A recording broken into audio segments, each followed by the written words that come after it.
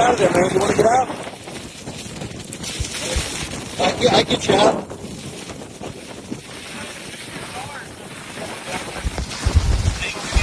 I'm gonna get you out. No. On paper, Arthur barely earned the name of a storm. With sustained winds peaking at just 65 kilometers per hour and a lifespan as a named system of less than 24 hours, it should have been nothing more than a footnote in the 2026 hurricane season. In most cases, a weak tropical storm that forms, makes landfall, and dissipates before the weekend would be forgotten within days. But what the world discovered is that a name crossed off the maps does not mean the end of the danger. Arthur was not a monster of wind, but a monster of water. Before it even disintegrated, it had already triggered a state of emergency across the entire state of Louisiana, claimed a life in Mississippi, and forced the National Weather Service to issue one of its rarest flood alerts, a level 4 out of 4 high-risk warning. This is the story of a dying storm that caused more destruction after its end than most storms do in their prime. This is crazy. This is crazy.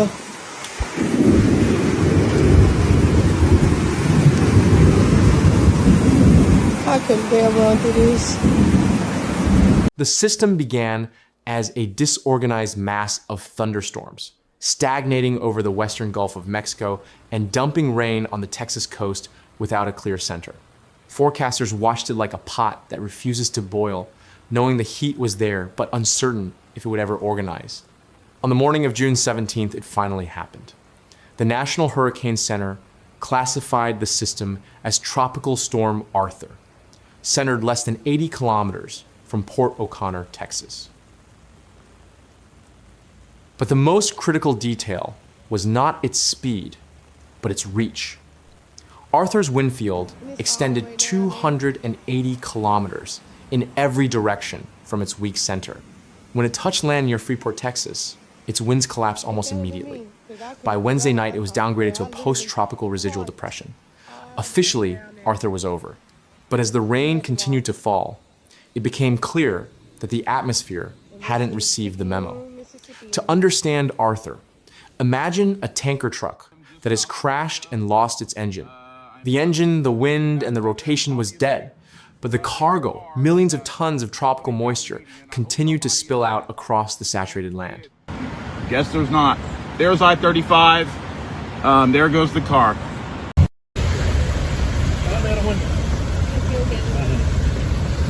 You did good, sister. I'm proud of you, okay? Got a fighter there, I see.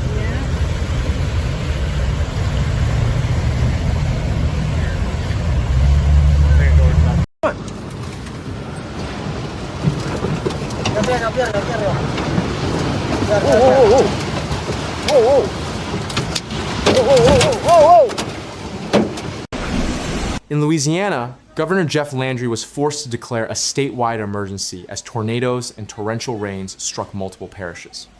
In less than 24 hours, some areas recorded over 30 centimeters of rainfall. The pace was terrifying, with rates reaching 7.6 centimeters per hour. Forecasters warned that total accumulations could approach 50 centimeters in isolated spots before the system moved on. In Mississippi, the danger took a deadly turn. In rural Franklin County, a road maintenance worker was killed during cleanup operations as crews struggled to manage washed-out roads. Governor Tate Reeves confirmed the death, highlighting the extreme risk to those working on the front lines. At the same time, panic gripped Pearl River County over rumors of the Anchor Lake Dam failing. Emergency authorities had to issue public statements to confirm the structure was holding and functioning as designed. A brief but telling moment that showed how close the region came to a double catastrophe.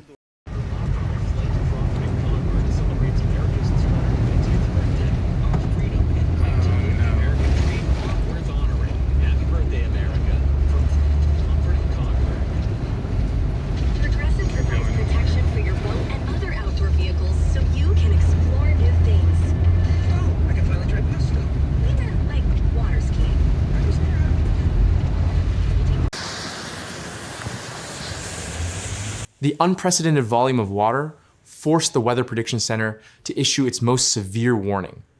a level 4 high risk of excessive rainfall. This alert is never used lightly. Federal data shows that approximately 1/3 of all flood-related deaths in the United States and nearly 80% of all flood-related damages occur within these rare level 4 zones. From Pensacola in Florida to Mobile, Alabama, and through Gulfport and Hattiesburg in Mississippi, millions of people were in the crosshairs.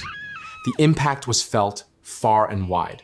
In Brazoria County, Texas, homes were surrounded by stagnant water, while in Waco, hundreds of kilometers from the coast, motorists were trapped in their vehicles as water rose rapidly above their doors in the middle of the street. Arthur proved that a storm's intensity on the Saffir-Simpson scale is often a poor measure of its true destructive potential.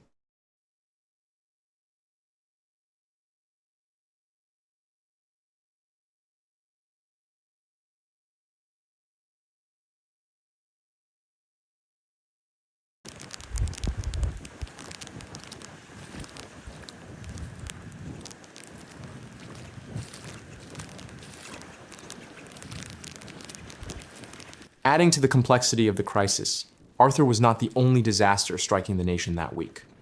While the South battled historic flooding, a completely separate and violent system was tearing through the Midwest. On the same Wednesday that Arthur made landfall, a wave of tornadoes was confirmed across Illinois, Indiana, and northern Kentucky. This dual threat scenario, massive flooding in the south and rotating supercells in the north, pushed federal emergency resources to their limits. In the Midwest, the tornadoes were described as particularly dangerous, collapsing homes, rupturing gas lines, and destroying power infrastructure. This synchronization of extreme weather events highlights a growing trend of climate-driven disasters that paralyze multiple regions of the country simultaneously.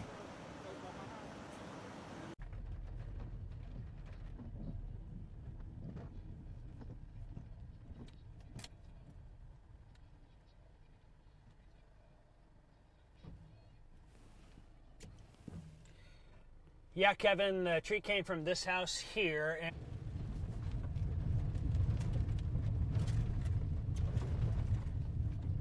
Arthur has now disappeared from satellite imagery, but the trail of destruction remains.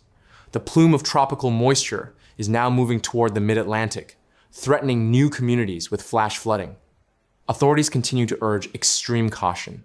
Never cross a flooded road. Just 15 centimeters of moving water is enough to sweep away a vehicle. If water begins to rise around your home, do not wait for an evacuation order moved to higher ground immediately. Arthur was only the opening act of a season that is expected to be historic.